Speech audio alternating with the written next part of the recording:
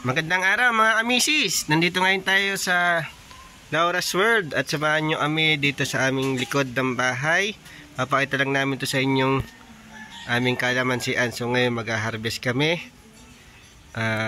Ang kalamansi po all year round may bunga yan, kaso hindi siya ganoon kadami sa certain part ng season. So may ano nga tayo sa palengke, pag mahal ang kalamansi, sobrang dami ng kamatis. Pag sobrang dami naman ng kamatis, ayan, hindi season ng kalamansi po yun. So sa kamatis din, sobrang dami ng kalamansi, wala namang kamatis. Ayan ang ating kalamansi. Dalawang puno po ito sa likod. Kung makikita nyo, bawat isang puno ganito kalaki. Ito po ay more than 5 years na. Ito ay nakaka-harvest ng mga ilang kilo din po. Yan. So nag-harvest tayo ngayon. May mga lumian na humihingi, bumabahagi dito. So yun na lang ating binibigyan, mga ilang kilo. So samahan nyo ako dun sa na-harvest natin. So mga amisis ang ating na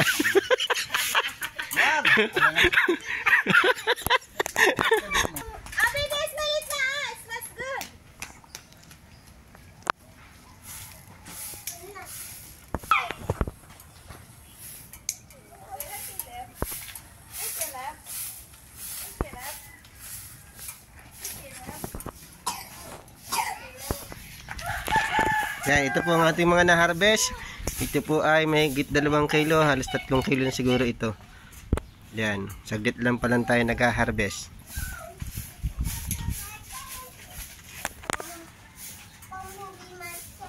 Ito ang ating isang product, kalamansi juice.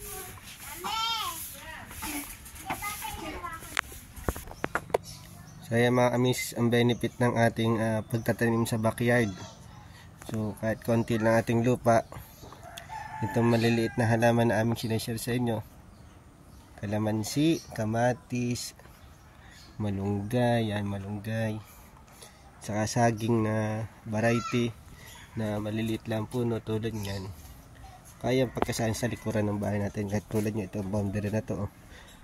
So hindi na kami bumibili ng kalamansi, ng mga sili, yan tulad nyan, mga sili, mga nakikita nyo dyan, kangkong. So kumbaga tanim-tanim lang. So yan mga amisis, ito ang ating kalamansi juice galing sa sarili nating kalamansi. So sana ay mapagtanim din kayo at mapag-share kayo ng ito, mga puno natin sa backyard. So yan, hanggang dito na lang and see you mga amisis. Bye bye.